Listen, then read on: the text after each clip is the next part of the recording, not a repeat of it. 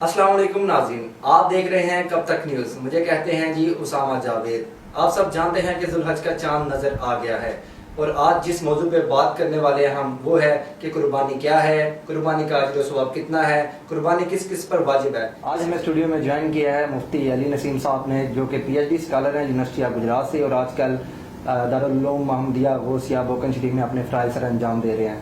آئیے چل کے ان سے جانتے ہیں کہ آج کے موضوع کے حوالے سے پہلا سوال کرتے ہیں کہ قربانی کیا ہے اور اس کا اجر و ثواب کتنا ہے۔ میں سب سے پہلے آپ کا شکریہ ادا کرتا ہوں کہ آپ نے اس ٹاپک پر گفتگو کے لیے مجھے بلایا۔ قربانی سنت ابراہیمی ہے۔ حضرت ابراہیم علیہ نبینا علیہ الصلوۃ والسلام اور ان کے صاحبزادے حضرت اسماعیل علیہ نبینا علیہ الصلوۃ والسلام کی یاد میں مسلمان جانوروں کو ذبح کرتے ہیں، اسی کو قربانی کہا جاتا ہے۔ قرآن مجید میں اللہ تعالیٰ نے ارشاد فرمایا فَصَلِّ لِرَبِّكَ وَانْحَرْ، اے محبوب آپ اللہ کی رضا کے لیے نماز ادا کیجئے اور اسی کے لیے قربانی کیجئے۔ نبی پاک صلی اللہ علیہ وسلم سے پوچھا گیا یا رسول اللہ صلی اللہ علیہ وسلم یہ قربانیاں کیا ہیں؟ تو آقا کونین علیہ الصلوۃ والسلام نے ارشاد فرمایا تمہارے باپ ابراہیم علیہ السلام کی سنت۔ عرض کی گئی یا رسول اللہ صلی اللہ علیہ وسلم اس سے ہمیں ملے گا کیا؟ تو آپ نے ارشاد فرمایا ہر بال کے بدلے میں ایک نیکی۔ سبحان اللہ۔ صحابہ کرام نے عرض کی یا رسول اللہ صلی اللہ علیہ وسلم وہ جانور جن کے بالوں کی جگہ اون ہوتی ہے، بیڑ، دمبا وغیرہ، تو نبی پاک علیہ الصلوۃ والسلام نے فرمایا ان کے ہر بال کے بدلے میں بھی ایک نیکی۔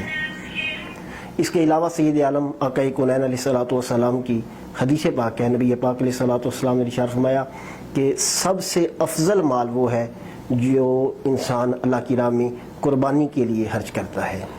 مجھے یہ بتائیے گا کہ قربانی کس پر واجب ہے، اور مجھے یہ بھی بتائیے گا کہ ایک جانور کی قربانی پورے گھر میں دی جا سکتی ہے، پورے گھر کے فرد کی وہ قربانی ہو سکتی ہے؟ یہ قربانی کے وجوب کی کچھ شرائط ہیں۔ پہلی شرط یہ ہے کہ مسلمان ہو، عاقل ہو، بالغ ہو، اور جو سب سے مرکزی شرط ہے وہ یہ ہے کہ نصاب کا مالک ہو، جو زکوٰۃ کا نصاب ہے، ٹھیک ہے، 52.5 تولے چاندی، 7.5 تولے سونا، یا اس کی رقم کا جو مالک ہو اس پر قربانی واجب ہے۔ اب زکوٰۃ میں اور قربانی میں ایک فرق ہے کہ زکوٰۃ کے نصاب میں 1 سال کا گزرنا لازم ہے، لیکن قربانی کے لیے یہ لازم نہیں ہے۔ اگر آپ کے پاس 10 ذی الحجہ کو اتنا مال موجود ہے، 11 کو موجود ہے، 12 کو موجود ہے، تو آپ پر قربانی جو ہے وہ واجب ہو جائے گی۔ دوسرا سوال آپ نے بہت اہم سوال کیا۔ اکثر ہمارے معاشرے میں ایسا ہوتا ہے کہ ایک جانور ہوتا ہے پورے خاندان کی طرف سے، اگر تو ایک کفیل ہے خاندان کا اور اس کے علاوہ کوئی بھی مالک نصاب نہیں ہے، ٹھیک ہے، تو پھر تو ایسا کرنا درست ہے، لیکن ہمارے معاشرے میں ایسا نہیں ہوتا۔ خصوصاً خواتین کے پاس زیورات ہوتے ہیں، وہ ان کی مالک ہوتی ہیں، اور قربانی جو ہے وہ صرف ایک جو گھر کا سربراہ ہوتا ہے وہ کر رہا ہوتا ہے، جبکہ خواتین بھی مالک نصاب ہوتی ہیں۔ تو اگر تو صرف ایک مالک نصاب ہے، باقی تمام لوگ مالک نصاب نہیں ہے، پھر تو ایک جانور جو ہے وہ قربان کر دیا جائے بہتر ہے۔ اور اگر ایسا معاملہ نہیں ہے، ہر انسان کو اپنے مال کو دیکھنا چاہیے، اسے کاؤنٹ کرنا چاہیے اور سوچنا چاہیے کہ مجھ پہ قربانی فرض ہے یا نہیں۔ اگر وہ دیکھے کہ مجھ پر قربانی واجب ہے تو اس کو قربانی ادا کرنی چاہیے۔ اس معاملے میں جب سب کے پاس مال موجود ہے، ایک انسان قربانی کرتا ہے تو وہ قربانی اس کی طرف سے ہو جائے گی، باقیوں کی طرف سے نہیں ہوگی۔ یہ بھی بتائیے گا کہ دیکھا جاتا ہے، آپ نے کہا کہ جس کے پاس ہے مال وہ قربانی دے سکتا ہے۔ اب ایک گھر کا فرد پورے گھر کی قربانی دے رہا ہے، جبکہ دوسرے کے پاس مال موجود ہے، اگر وہ دوسرا قربانی نہیں دے گا وہ گناہ گار ہوگا یا نہیں؟ پورے گھر کی قربانی ایک بندہ نہیں دے سکتا۔ ٹھیک ہے، جو بندہ قربانی دے رہا ہے اگر وہ کہتا ہے نا یہ پورے گھر کی طرف سے، کسی کی طرف سے نہیں ہوگی۔ ایک قربانی مثال کے ایک بکرا جو ہے وہ ایک بندے کی طرف سے ہوگا، ایک گائے کا حصہ جو ہے وہ ایک بندے کی طرف سے ہوگا۔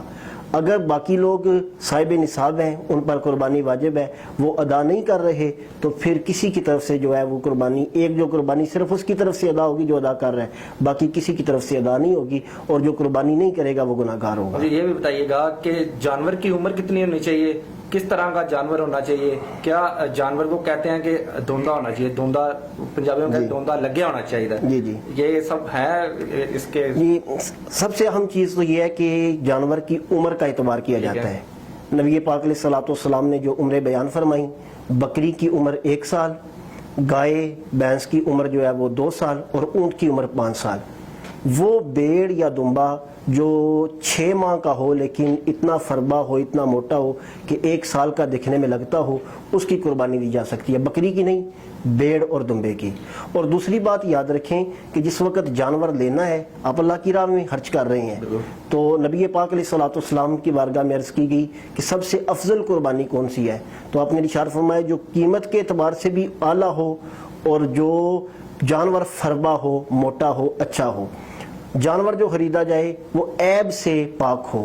عیب اس چیز کو کہتے ہیں جو مارکیٹ میں جانور کی قیمت کو کم کر دیتا ہے، چوتھائی سے زیادہ کان کٹا ہوا ہونا، دم بریدہ ہونا، کوئی بھی ایسی چیز جو جانور کی قیمت کو کم کر رہی ہے وہ عیب شمار ہوگی، اور ایسا جانور جو ہے وہ قربان نہیں کیا جائے گا۔ جو آپ نے سوال کیا دوندا، ٹھیک ہے، 2 دانت والے کو ہماری اصطلاح میں دوندا کہتے ہیں۔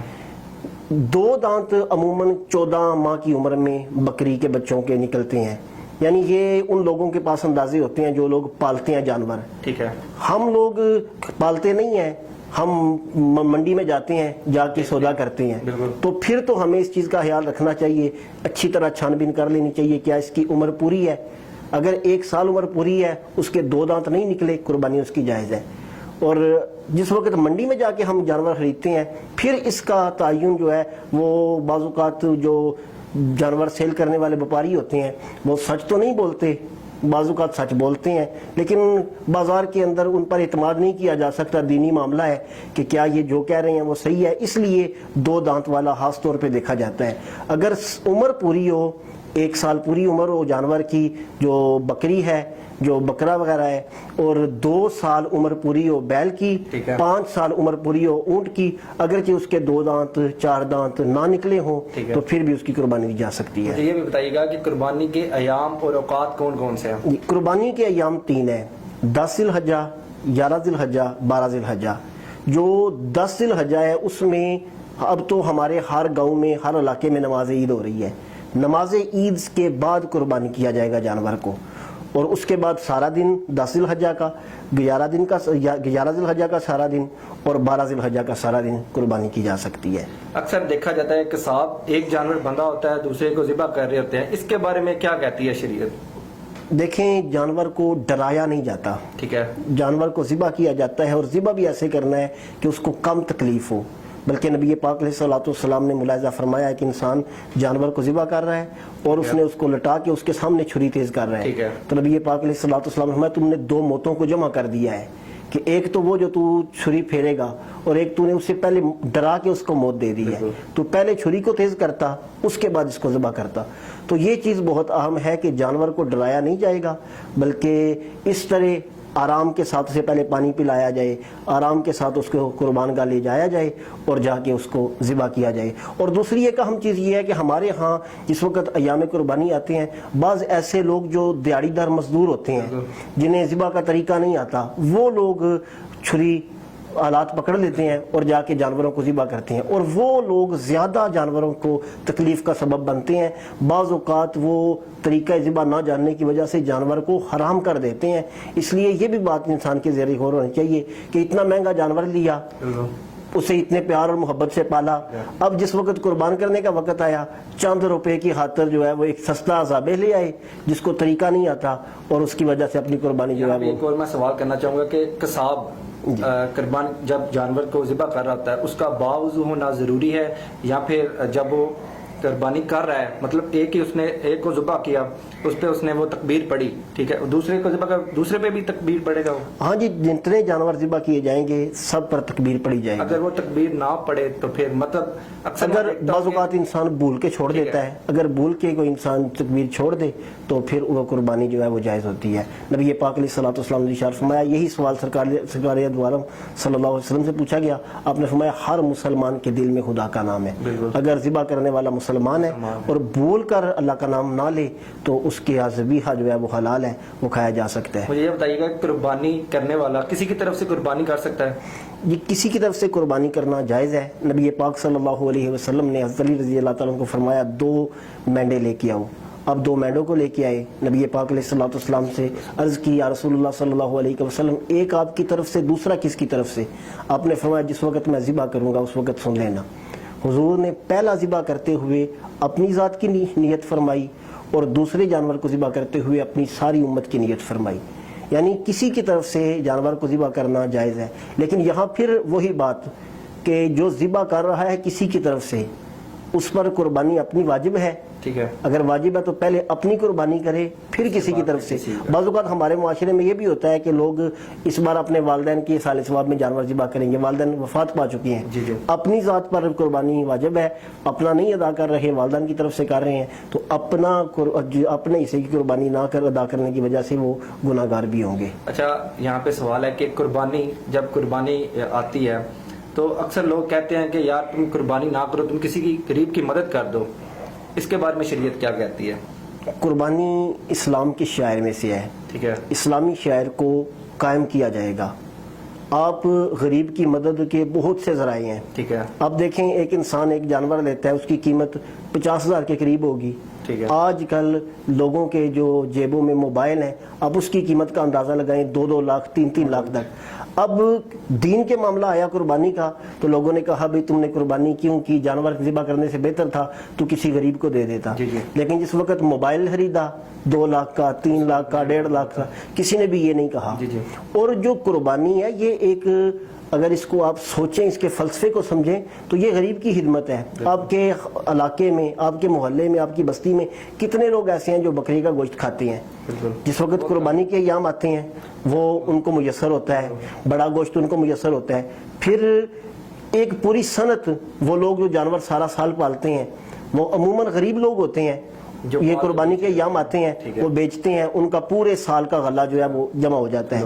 उसके बाद जिस वक्त कुर्बानी की जाती है, ज़ाबे कसाब जो हैं उनकी उजरत, फिर कुर्बानी के खालें, वो एक पूरा एक सिस्टम है, एक पूरा जो है वो फील्ड है जो इसके साथ चल रही है। गोया ये फ़कत कुर्बानी का मकसद ये नहीं कि गोश्त खुद खा लिया या गोश्त जो है वो लोगों को खिला दिया। पूरी अगर कुर्बानी का जानवर लाने से लेके ज़िबा करने तक और ज़िबा करने के बाद उसकी खाल उसके हकदार तक पहुंचाने तक, जो उसकी आलाइशें हैं वो जहां तक पहुंचानी चाहिए वहां तक ठिकाने लगाने तक, हर एक जो फील्ड है उसके अंदर में गुराबा का जो है वो हिस्सा मौजूद है। ठीक है, मुझे ये बताइएगा कि ज़िलहज्जा के दिनों में नमाज के बाद तकबीर तशरीक पढ़ी जाती है, ये इसका टाइम क्या है, कब कब पढ़ सकता है बंदा? 9 ज़िलहज्जा की नमाज फजर से लेके 13 ज़िलहज्जा की नमाज असर तक जो भी नमाज आप जमात मसनूना के साथ अदा करेंगे, यानी बाजमात जो नमाज अदा कर रहे हैं, उसके बाद एक मरतबा तकबीर तशरीक अल्लाहु अकबर ला इलाहा इल्लल्लाहु अल्लाहु अकबर वलिल्लाहिल हम्द ये कहना वाजिब है, और 3 मरतबा तकबीर तशरीक पढ़ना अल्लाहु अकबर ला इलाहा इल्लल्लाहु अल्लाहु अकबर वलिल्लाहिल हम्द ये पढ़ना सुन्नत है। अच्छा, मुझे ये बताइएगा कि कुर्बानी का जानवर कुर्बानी करने वाला ले आया जी, अब वो जो कुर्बानी दे रहा है उस पे कौन कौन सी शराइत फर्ज है, जैसा कि नाखून नहीं काटना, बाल, ये क्या शरीयत कहती है इसके बारे में? ये नबी पाक सैयद आलम सल्लल्लाहु अलैहि वसल्लम ने फरमाया कि जो तुम में से इरादा करे कुर्बानी का, वो ज़िलहज्जा का चांद देखने के बाद अपने नाखून ना काटे, अपने बाल ना तराशे, हत्ता कि वो कुर्बानी कर दे। ये एक मुस्तहब अमल है। ठीक है, यानी जो इंसान कुर्बानी दे रहा है उसको चाहिए कि ज़िलहज्जा का चांद नज़र आने से लेके अपनी कुर्बानी कुर्बान करने तक, अपना जानवर कुर्बान करने तक जो है वो बाल नाखून वगैरह ना काटे, और इख्तिमाम ये कर लिया जाए कि ज़िलहज्जा का चांद नज़र आने से एक दिन पहले ही अपने बालों को कटवा लेना चाहिए। जी नाज़रीन, मुफ्ती अली नसीम साहब PhD scholar university of Gujarat मदरसा दारुल उलूम मोहम्मदिया गौसिया बोकन शरीफ में अपने फ़राइज़ से इंजाम दे रहे थे। आज इन्होंने हमें ज्वाइन किया था और बहुत ही अच्छी इन्होंने गुफ्तगू फरमाई, आपको भी फ़ायदा पहुंचा होगा। इसी के साथ मेज़बान उसामा जावेद को दीजिए इजाज़त, अल्लाह निगहबान।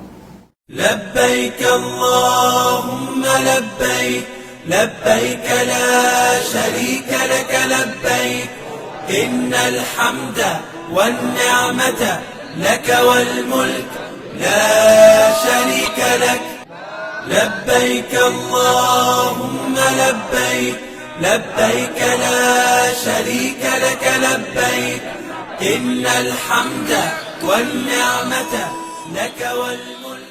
आपके ज़ौक़े सियाहत की तस्कीन के लिए कारवान हसनातो बरकात ट्रैवल एंड टूर्स पेश करता है tourist visa service Dubai, Malaysia, Singapore, Thailand, Qatar, Azerbaijan, Sri Lanka, Cambodia और वियतनाम के visit visa.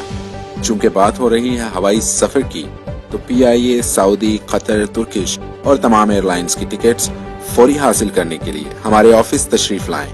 Karwan हसनातो बरकात travel and tours, अल करम मार्केट, भिम्बर रोड, बोकन मोड़।